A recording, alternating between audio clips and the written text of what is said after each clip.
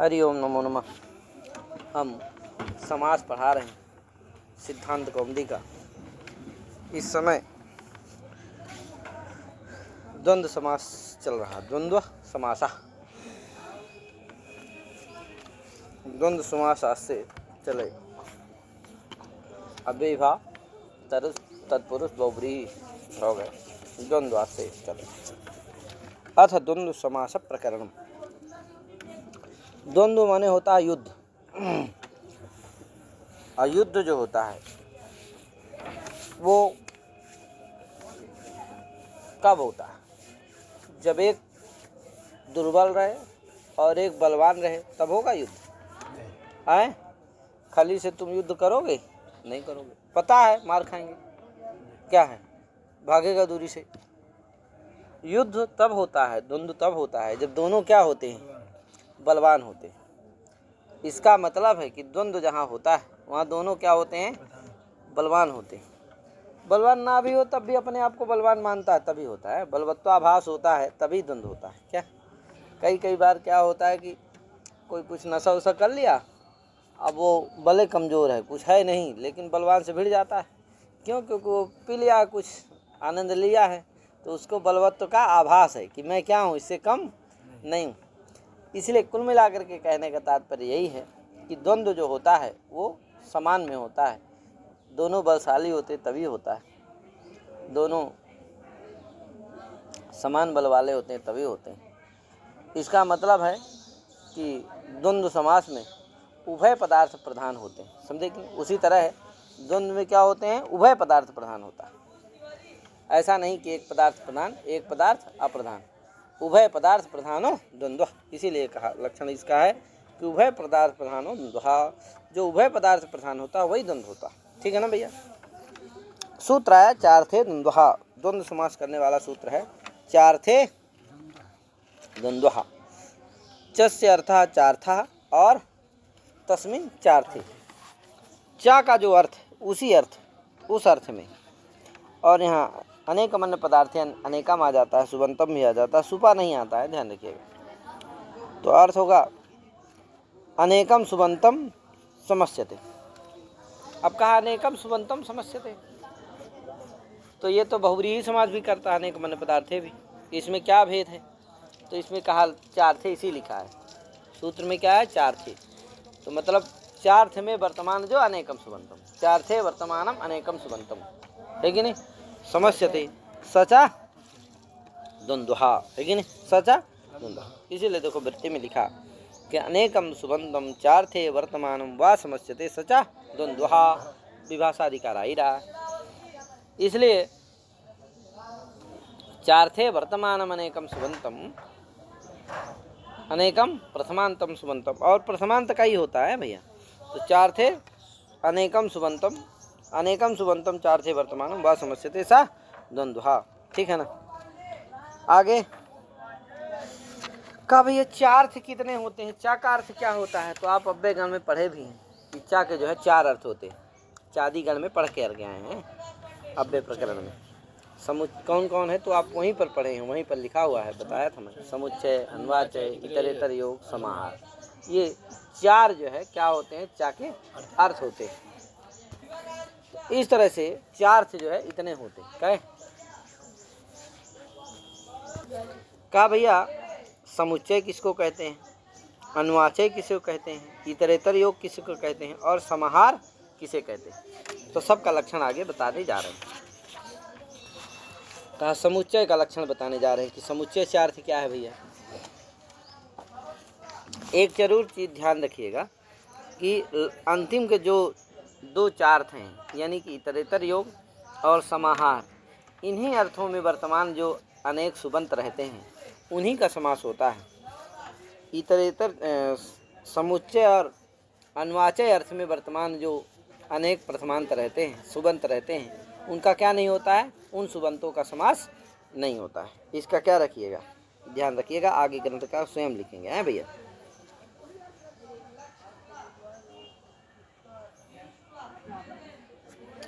चलते हैं।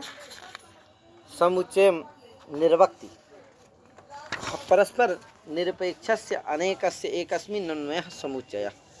कहा समुच्चय उसे कहते हैं जहाँ अनेक सुबंत तो हैं लेकिन वो अगर क्या हो, परस्पर निरपेक्ष हो, परस्पर सापेक्ष न हो। परस्पर निरपेक्षस्य अनेकस्य सुबन्तस्य हैं, परस्पर निरपेक्षस्य अनेकस्य सुबन्तस्य, अनेकस्य सुबन्तस्य परस्पर निरपेक्षस्य है कि नहीं। जो अनेक सुबंत है वो परस्पर निरपेक्ष, परस्पर सापेक्ष नहीं, परस्पर कोई मतलब उनका नहीं।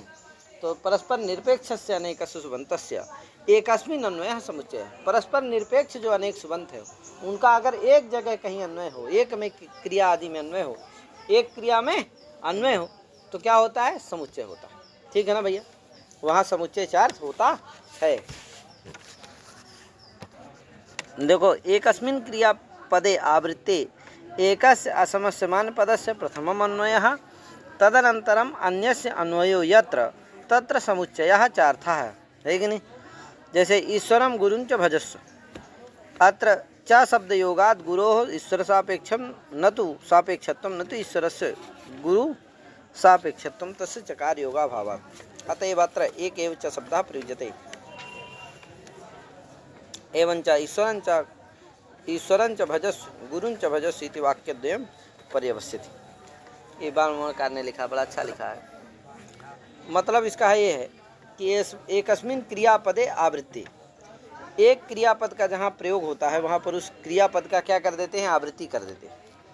और उसी क्रियापद में दोनों का अन्वय होता है। पहले जो एक पदार्थ होता है उसका, फिर दूसरे द्वितीयम, पुनः जो है दूसरा जो सुबंत होता है, प्रथमांत होता है, उसका भी उस क्रिया में अन्वय हो जाता है। कहा देखो, जैसे उदाहरण दिया ईश्वरम गुरुं च भजस्व, ये समुच्चय का उदाहरण है। क्या, यहाँ जो ईश्वरम गुरुं च भजस्व में जो गुरुं च में जो चा है उसका अर्थ है समुच्चय, और उसी चार से में वर्तमान है कौन, गुरु। वो जो ईश्वरम गुरुं च भजस्व में जो सुबंत है दोनों, ईश्वर और गुरु, ईश्वर और गुरु ये सुबंत है। लेकिन सुबंत माने ईश्वर गुरु का मतलब है ईश्वर और गुरु, ईश्वर सु गुरु सु, ये जो सुबंत है ये उस समुच्चय चार्थ में वर्तमान है।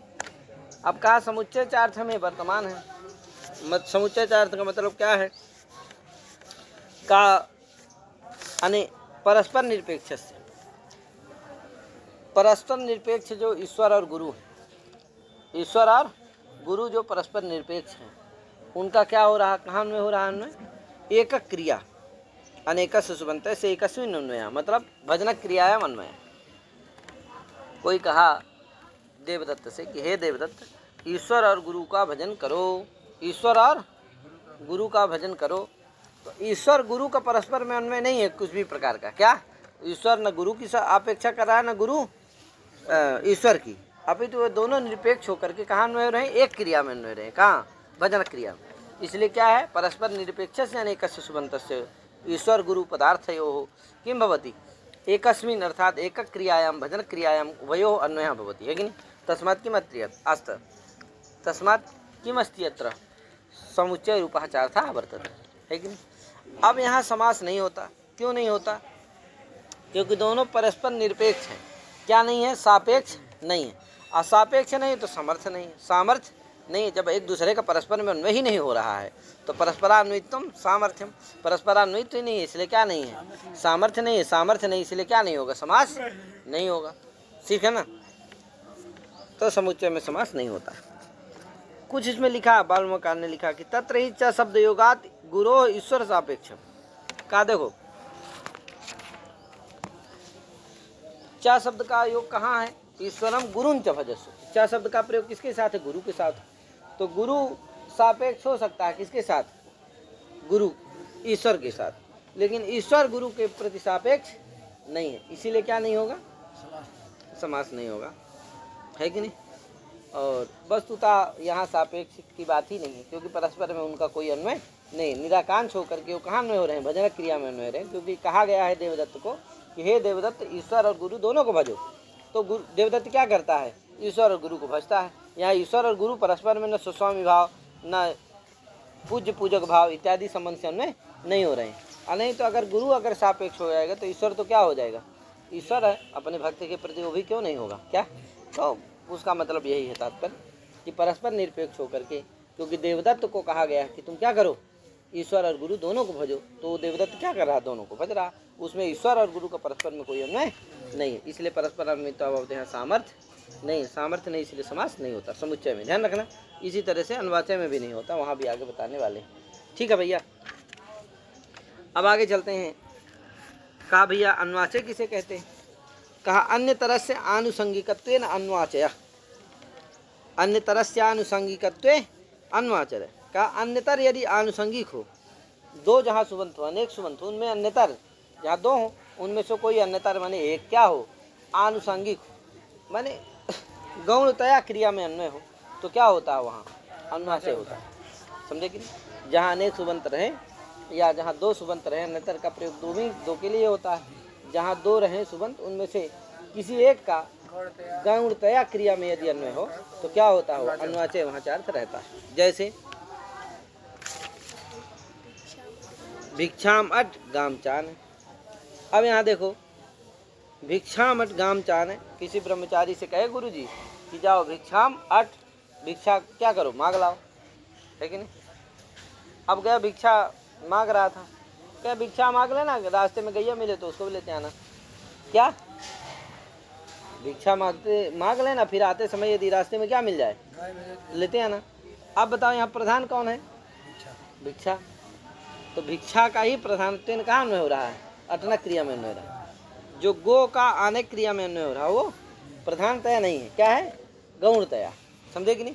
उद्देश्य मुख्य उद्देश्य वो नहीं है, वो तो अनुद्देश्य है कि यदि मिल गया तो ठीक है लेते आना, नहीं मिले तो कोई बात नहीं, लेकिन भिक्षा माट क्या, हाँ वो तो जरूर लेते आना हमारा, नहीं उसके बिना काम चलने वाला नहीं, भूखे मरेंगे, इसलिए उसका प्रधानतया अन्वय है, उसका क्या है, गौणतया है, किसका, गाम का अनेक क्रिया में, इसलिए क्या है अन्यतर जो हुए भिक्षा और गो, उनका अन्यतर कौन हो गया, इन दो में से अन्यतर जो कौन हुआ, गो, उसका आनुषंगिकत्व यानी गौणतया अनेक क्रिया में अन्वय हो रहा है, अतः यहाँ क्या है, ये अन्वाचय चाहते। ठीक है भैया, यही अर्थ लिखा इन्होंने बालमाकार ने कि यत्र अन्यतरस्य पदस्य एकस्मिन् क्रियापदे आनुषंगिकत्वेन परार्थ प्रवृत्ति विषयत्वेन अन्वयः इतरस्य तु पदस्य अन्यस्मिन् क्रियापदे उद्देश्यत्वेन अन्वयः, है कि नहीं, अन्वयस्य तत्र अन्वाचयश्चार्थः इत्यर्थः, यथा भिक्षाम अट गाम चाने, है कि नहीं। परार्थ प्रवृत्ति विषय मैंने कह सकते हैं कि परार्थ जो भिक्षा अट है, भिक्षाम अट है, अटनक भिक्षाम अटन है, उसके लिए क्या कर रहा, जा रहा है, और उसी विषय से क्या है, परार्थ तत्प्रवृत्ति विषय भूत है कौन, गाम आने, गो कर्मक आनयन जो है ये तत् परार्थ प्रवृत्ति विषय हो गया, भिक्षा कर्मक अटन का विषय हो, क्या भिक्षा कर्मक अटन का ही वो विषय, इसलिए क्या होगा, परार्थ प्रवृत्ति विषय हो जाता है, जिससे वो गौण हो जाता है, आनुषंगिक हो जाता है। इसीलिए इसका भिक्षा मत तदा गौ संगता चेत तामप्याने, है कि नहीं, न तो गवा नयने ऐदम पर्येण प्रयतितव्यमिति तात्पर्यार्था वर्तते, है कि नहीं, इसलिए यहाँ पर आनुषंगिकत्वेन जान गया है। अब आया क्या, यहाँ पर भी क्या नहीं होगा, समास नहीं होगा, क्योंकि सामर्थ्याभाव, है कि नहीं, क्योंकि यहाँ भी सामर्थ्य नहीं, क्योंकि गो भिक्षा का और गो का परस्पर में उनमें नहीं है, क्योंकि भिक्षा का कहाँ है, अटनक क्रिया में अन्वय हो रहा, और गो का कहाँ अन्वय हो रहा, आनयनक क्रिया में हो रहा, क्या भिक्षा और गो का परस्पर में कोई अन्वय नहीं, इसलिए क्या नहीं होगा, यहाँ भी सामर्थ्य नहीं है, सामर्थ्य नहीं, समास नहीं होगा। ठीक है भैया, वही कहा। अब बताया क्या, इतरेतर योग, इतरेतर योग क्या अर्थ क्या है, तो कहा मिलिता नाम अन्वय इतरेतर योग, कहा मिलिता नाम अन्वय है इतरेतर योग, कहा मिलितों का जो अन्वय होता है वही क्या होता है, इतरेतर योग, मिलिता नाम अन्वय इतरेतर योग। अब मिलितों का जो अन्वय हो, संबंध हो, मिलितों का जो अन्यत्र योग हो, तो कहा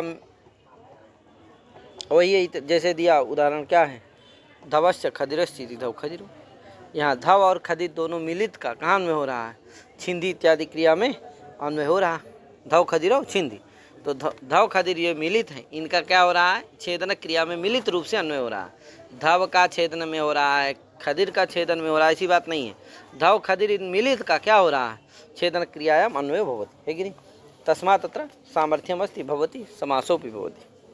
और धव खदिर क्या होता है, एक चीज़ और हम हमेशा बताते हैं कि इतरेतर युग द्वंद्व में, समाहारत द्वंद्व में दोनों जगह समूह ही रहता है, लेकिन इतरेतर युग द्वंद्व में क्या होता है कि क्योंकि मिलित का अन्वय होता है ना, तो मिलित धव खदिर समुदाय का अन्वय हो रहा है कहाँ, छिंदी में, छेदनक क्रिया में, इतर क्रिया में। तो धव खदिर और छिंदी यहाँ छेदनक क्रिया है, तो धव खदिर इस मिलित का अन्वय हो रहा है। तो मिलित क्या होता है, समुदाय न होता है। अगर अवयवों का मेल कर दो तो यही तो समुदाय है। अवयव अलग अलग है, पृथक पृथक है तो अवयव है, क्या है। अगर क्या हो गया, छात्र अलग अलग है तो छात्र है, छात्र मिलित हो गए, सब एक जगह बैठ गए तो क्या हो गया, समुदाय हो गया। तो मिलित का यदि अन्वय हो रहा है तो मिलित हो तो समुदाय है। तो दोनों जगह अब समाहार माने हो समूह होता है, समूह समाहारो समूह, तो समाहार का मतलब तो समूह होता ही है, समुदाय होता ही है। लेकिन इतरेतर योग मतलब भी वही है, समुदाय ही होता है, वहाँ भी रहता है। लेकिन इतना अंतर इतना है कि जो इतरेतर योग में होता है वहाँ पर अवयवार्थ प्रधान रहते हैं, अवयव जो होते हैं वो उद्बुद्ध रहते हैं, उद्भूत रहते हैं, तिरोहित नहीं रहते।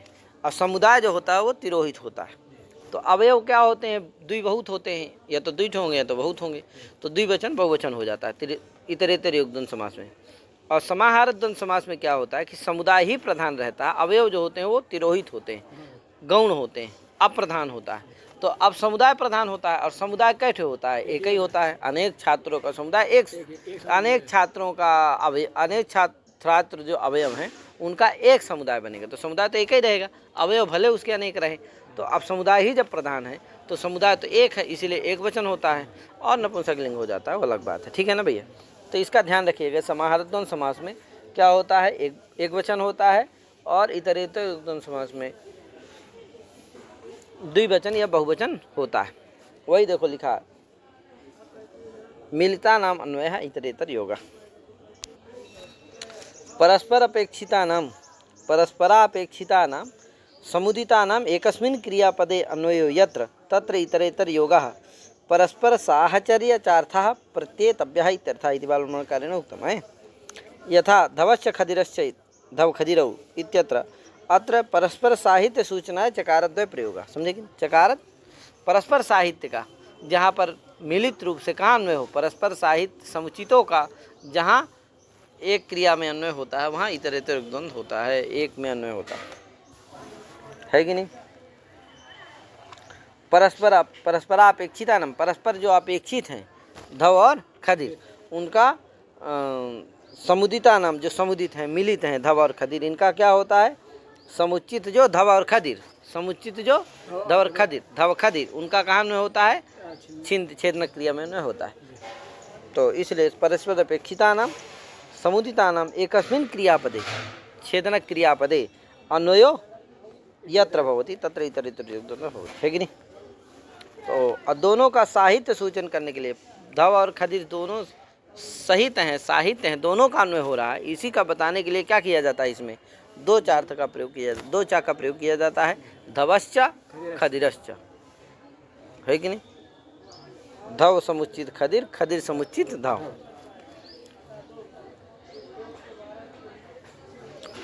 अब समाहार का प्रयोग बता रहे हैं। ईश्वर तत्र ईश्वरं गुरुंच भजस्यति समुच्चये भिक्षामृगाम चानैत्यन्वाचये चन्न समासो असामर्थ्यात्, है कि नहीं। इन दोनों में क्या नहीं होता, समास नहीं होता, सामर्थ्य में। धवि खदिरो संज्ञा परिभाषम यहाँ हो जाएगा, है कि नहीं। समूह समाहारा बता दिया ना, समाहार का मतलब क्या है, समूह समाहारा। तो ये पहले चार्थ का लक्षण लिख दिया चारों का, समुच्चयन वाचय इतरेतर योग और समूह, और फिर इनका उदाहरण दे दिया, और फिर बता दिया कि भैया कहाँ होता है कहाँ नहीं होता है। तो कहा दो में नहीं होता और दो में होता। धव खदिरो संज्ञा परिभाषम, संज्ञा च परिभाषा च इत्यनयो समाहार समूह संज्ञा परिभाषम, यहाँ हो गया।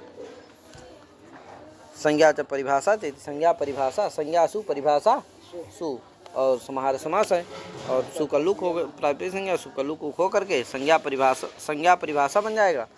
और फिर चूँकि ये क्या हो गया है, स नपुंसकम से समाहार है, समाहारे दुगुर द्वंद्व नपुंसकम स्यात्, और ह्रस्व नपुंसक पर ह्रस्व हो जाता है, सु आएगा, सु को आम हो जाता है, संज्ञा परिभाषा बन जाता है। धवस्य खदिरे सीधी धव खदिरो, यहाँ पर धव और खदिर दो हैं, इसलिए सु आएगा, धव सु खदिर सु। अब विभक्ति का लुक खो करके धव खदिर, और चूँकि दो हैं इसलिए द्विवचन आएगा, तो धव खदिरो बन जाएगा। क्या धव खदिरो चिन्ह। तो इस तरह से इसमें समझ लेना चाहिए।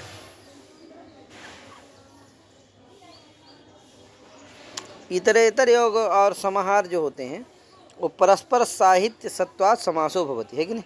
परस्पर में साहित्य रहता है, इसलिए क्या हो जाता है, समास वहाँ हो जाता है। समुच्चयन वाच्य में नहीं होता, क्योंकि परस्पर में उनमें दोनों में साहित्य नहीं रहता है, क्योंकि गुरु ईश्वर के प्रति उसका साहित्य नहीं है, ईश्वर का गुरु के प्रति साहित्य नहीं, क्योंकि तो चा का ही प्रयोग नहीं, ठीक है ना, तो वहाँ नहीं रहता है। अब यह है कि साहित्य दोनों जगह है, कहाँ, इतरेतर योग में भी और समाहार में भी। तो कहा बताया है अभी मैं, साहित्य है दोनों जगह है, लेकिन एक जगह है इतरेतर योगे साहित्यम विशेषणम द्रव्यम विशेष्यम। साहित्य क्या होता है, विशेषण होता है, द्रव्य क्या हो, विशेष होता है। तो द्रव्य अगर छात्र अनेक हैं तो वही विशेष है, तो बहुवचन हो जाएगा। और समाहारे तो द्विवचन बहुवचन हो जाएगा। और समाहारे तो साहित्यम प्रधानम द्रव्यम विशेषणम, साहित्य प्रधान है, साहित्य यानी समूह, वो क्या रहेगा, एक ही रहेगा, तो इसलिए एक वचन ही होता है।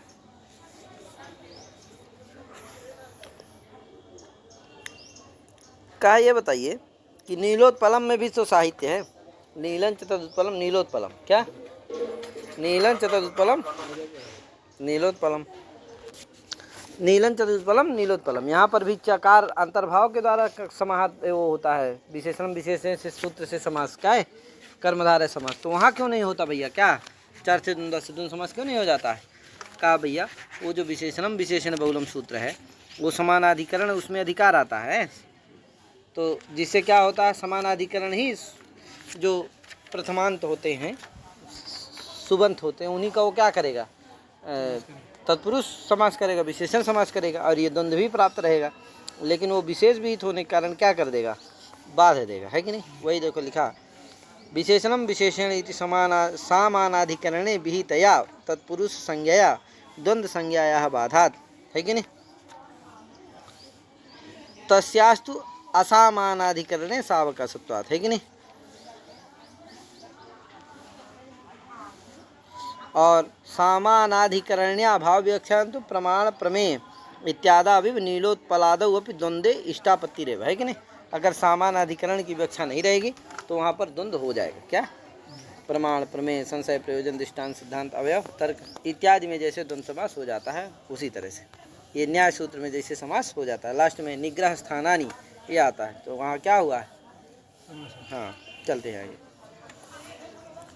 अनेकोक्तिर का ये जो अनेकम सुबंतम समास द्वंद्व समास होता है, इसीलिए होत्र पोत्र निष्ठोद्गातारा यहाँ पर भी समास हो जाता है।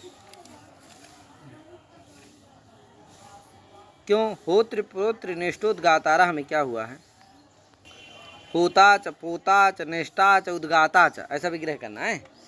होत्रिषु पोत्रिषु निष्ठिषु उद्गात्रिषु, और समास आदि करके क्या बन जाता है, व्यक्ति का लुक कर देना, और लास्ट में जो उत्तर पद के समीप में है कौन सा, नेष्ट्री, उसमें क्या हो जाता है, अनंग हो जाता है आनंग ऋतो द्वंद्व से, तो क्या बन जाता है, होत्र पोत्र नेष्टा उद्गातारा, और गुण करके क्या बन जाएगा, होत्र पोत्र नेष्टोद्गातारा बन जाता है। अगर क्यों, क्योंकि अनेक सुबंतों का समास हो जाता है, होत्रिषु पोत्रिषु नेष्टिषु उद्गात्रिषु, इनका सबका क्या हो गया, अनेक है ना, एक थोड़ी है, समास हो जाता है, तो होत्र पोत्र नेष्टोद्गातारा बन जाता है। कोई कहा अच्छा ये तो ऐसे भी बन जाएंगे भैया, अगर दो दो का द्वंद्व कर दो और फिर कथा कर दो, कहे होत्र पोत्र नेष्ट उद्गात्री चार ठो हैं, तो पहले क्या कर दो, होता का पोता, पोता के साथ कर दो, होती पोत्री का, है कि नहीं, होता चा पोता चा इति होता पोता बन जाएगा, और फिर ऐसे नेष्टा तो उद्गाता नेष्टा उद्गाता बन जाएगा क्या। अब फिर होता पोता रौचा नेष्टोद्गाता रौचा इति होता पोता नेष्टोद्गातारा ऐसा रूप बनने लगेगा क्या। अगर दो दो का करेंगे तो इस तरह से क्या बनने लगेगा। अब देखो अगर दो दो का द्वंद्व करोगे तो क्या होगा, होता पोता नेष्टोद्गातारा ऐसा बनेगा। क्यों भैया, क्योंकि देखो होता होत्र का पौत्र के साथ समास करोगे तो पौत्र के परे रहते होत्र को क्या हो जाएगा, अनंग हो जाएगा, तो क्या बन जाएगा, होता पोता बन जाएगा। इसी तरह नेष्ट का उद्गात्र के साथ पहले दो दो का समास करोगे तो नेष्ट और उद्गात्र करोगे तो उद्गात्र के परे रहते नेष्ट को अनंग हो जाएगा, तो क्या बन जाएगा, नेष्टा उद्गाता, और गुण कर दोगे तो क्या बनेगा, नेष्टोद्गात्री। अब होत्र पौत्र का होता पौत्र का क्या बन चुका है, होता पौत्र और नेष्टा उद्गात्री नेष्टोद्गात्री बन चुका। अब होता पौत्र औ नेष्टोद्गात्री औ, अब इनका क्या करोगे, समास करोगे तो हो फिर से अब क्या बनेगा, पूर्व पद जो कौन होगा, होता पौत्र होगा, होता पौत्र क्या होगा, पूर्व पद होगा, उसको फिर से अनंग हो जाएगा, तो क्या बनेगा, होता पोता और नेष्टा उद्गाता क्या, तो होता पोता नेष्ट उद्गात्री बनने लगेगा क्या। अब बहुवचन में होता पोता नेष्टोद्गातारा ऐसा रूप बनने लगेगा, जबकि बनाया क्या है, होत्री पोत्री नेष्टोद्गात्री गातारा, क्या प्रयोग है, होत्री पोत्री नेष्टोद्गातारा। अब बनने क्या लगेगा, होता पोता नेष्टोद्गातारा बनने लगे, ठीक है ना। इसका मतलब है कि यहाँ एक एक दो दो का द्वंद्व नहीं हुआ है, बहुतों का एक साथ द्वंद्व हुआ। किसका किसका, होत्रिका पोत्रिका नेष्ट्रिका उद्गात्रिका। अब इसमें जो उत्तर पद परे रहते जो पूर्व पद होगा वो कौन सा होगा, नेष्ट्रि, केवल उसी को अनंग होगा, बाकी को नहीं होगा, इसलिए होत्र पोत्र नेष्टोद्गातारा ऐसा प्रयोग बन जाता है, समझे कि नहीं। अनेकों, इसीलिए देखो लिख रहा अनेकोक्तेर होत्र पोत्र नेष्टोद्गातारा इति सिद्ध्यति है। द्वयोर द्वंद्वम कृत्वा पुनर्द्वंद्वे तु होता पोता नेष्टोद्गातारा इति स्यात्, समझे कि नहीं। अगर दो दो का द्वंद्व करके फिर से द्वंद्व करोगे, माने होत्री और पोत्र का द्वंद्व करोगे और उधर नेष्ट और उद्गात्री का द्वंद्व करके फिर से होता पोत्री और नेष्ट उद्गात्री का अगर द्वंद्व करोगे तो समस्या हो जाएगी। क्या हो जाएगी, क्योंकि बता चुका हूँ अनंग हो जाएगा इनको, है तो होता पोता नेष्ट उद्गाता बनने लगेगा। आगे सूत्र राज दंतादिश परम, ये सुपूर्व प्रयोगारंभ परम से आता है, इसको हम बाद में पढ़ाएंगे, तो अभी आज हम इतने पढ़ाते हैं। सभी को हरिओम नमो नमः, जय श्री राम, राधे राधे।